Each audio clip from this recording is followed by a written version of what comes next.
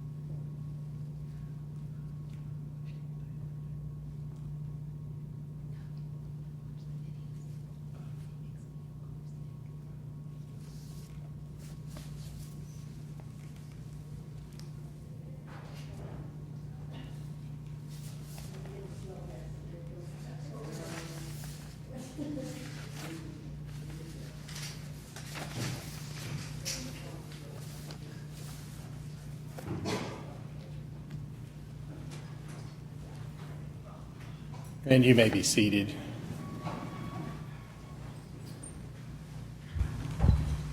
All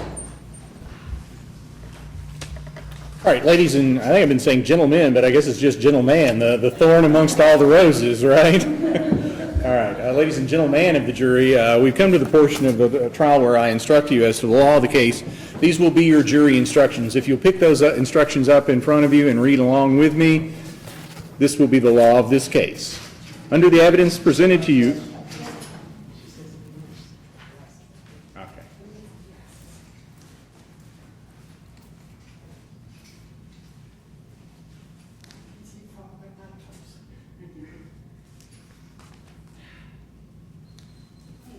You're welcome. All right, if you'll read along with me.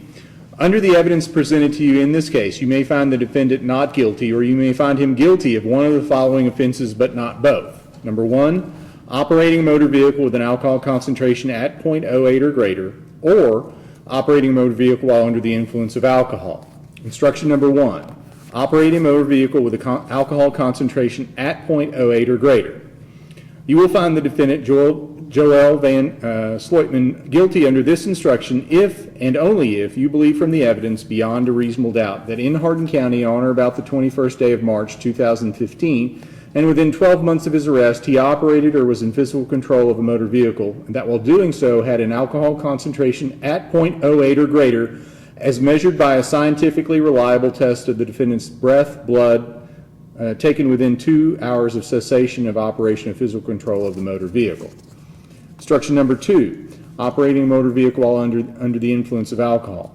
You will find the defendant, Joel J. Van Sloitman, guilty under this instruction if and only if you believe from the evidence beyond a reasonable doubt that in Hardin County on or about the 21st day of March 2015 and within 12 months of his arrest, he was operating or in physical control of a motor vehicle, and that while doing so he was under the influence of alcohol. Instruction number three, speeding. You will find the defendant guilty if and only if you believe from the evidence beyond a reasonable doubt that in this county on or about the 21st day of March 2015 and within 12 months of his arrest, he was operating a motor vehicle in Hardin County, Kentucky, and that defendant operated said motor vehicle in excess of the maximum speed limit for that highway at that particular location, to wit, traveling 72 miles per hour over in a 55 mile per hour zone. Instruction number four, presumption of innocence and reasonable doubt. The law presumes a defendant to be innocent of a crime, and that the warrant or citation shall not be considered as evidence or having any weight against him. You shall find the defendant not guilty unless you are satisfied from the evidence alone and beyond a reasonable doubt that he is guilty. If upon the whole case you have a reasonable doubt that the defendant is guilty, you shall find him not guilty. Instruction number 5, unanimous verdict. The verdict of the jury must be in writing, must be unanimous, and must be signed by one of you as foreperson. You should use the forms provided at the end of these instructions for your verdict. First page is verdict form A or verdict form B. You can use only one of those two options. The verdict form A reads, "We, the jury, find the defendant not guilty of operating a motor vehicle with an alcohol concentration at .08 or greater, and not guilty of operating a motor vehicle while under the influence of alcohol."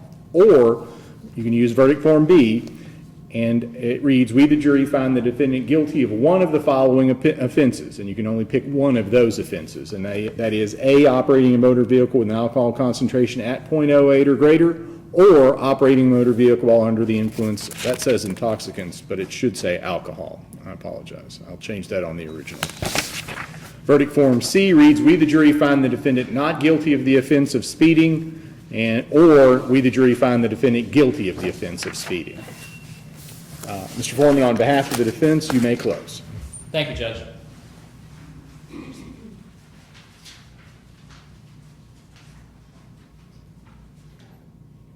You heard Joel testify, something that normally does not occur in a criminal case. The defendant has the option of remaining silent, putting the entire burden on the Commonwealth to prove their case. As you saw, a lot of his responses were almost robotic. He's trained in this way. That is the way his mind operates.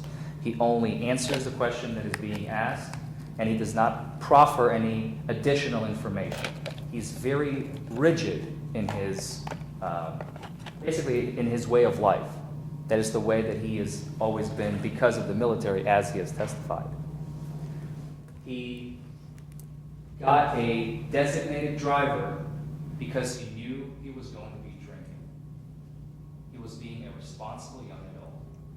He had Anderson drive him to the party, and at the party, he consumed 3 Modelos over the course of about an hour, hour and a half. I think we had some conflicting testimony there.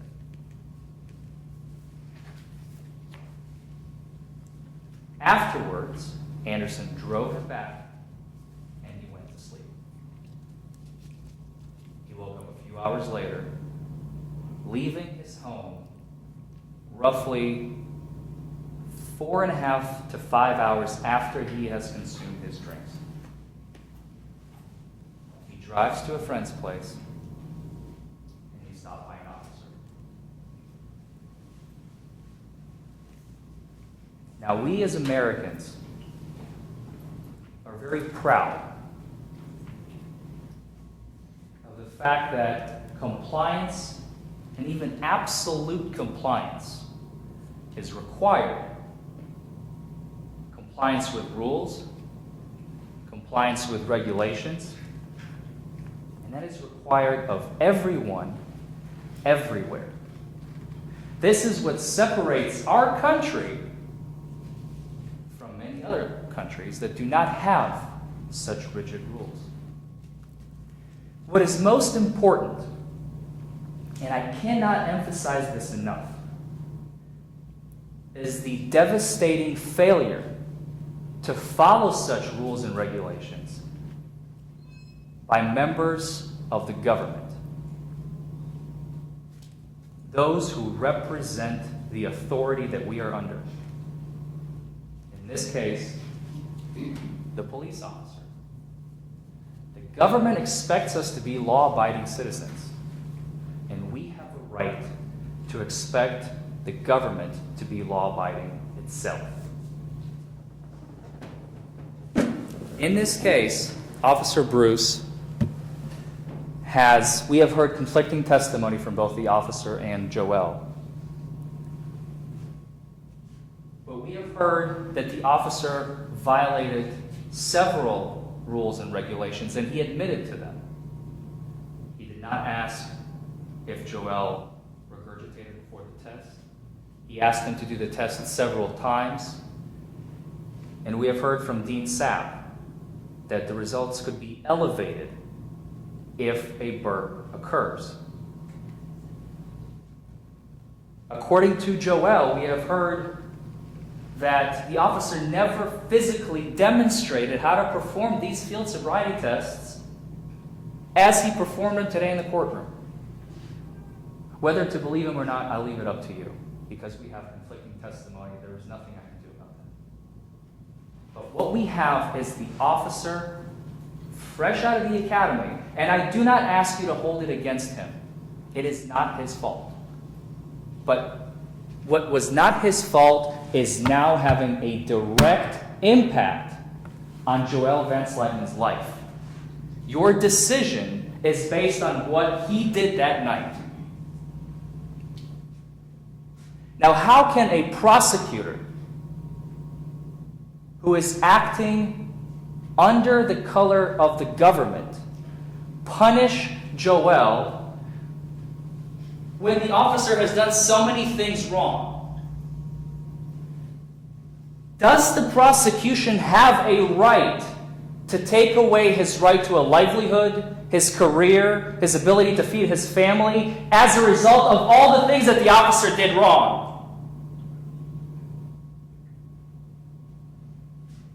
All throughout history, in all times, of all people in all countries, always was, is, and always will be one golden rule.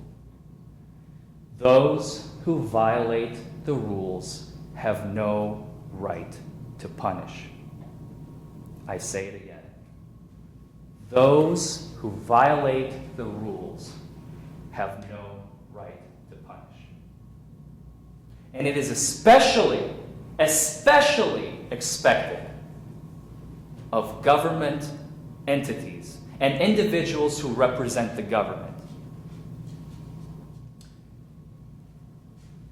Based on all the evidence that you heard here today, come from Joel Van Slyten, Officer Bruce, and all the other witnesses that we had, I am certain, once again, I said it at the beginning of this trial, and I'm saying it to you one last time, I am certain that after all you have heard here today, there is absolutely no other verdict that you can reach other than a verdict of not guilty for DUI for my client, Joel Van Slyten.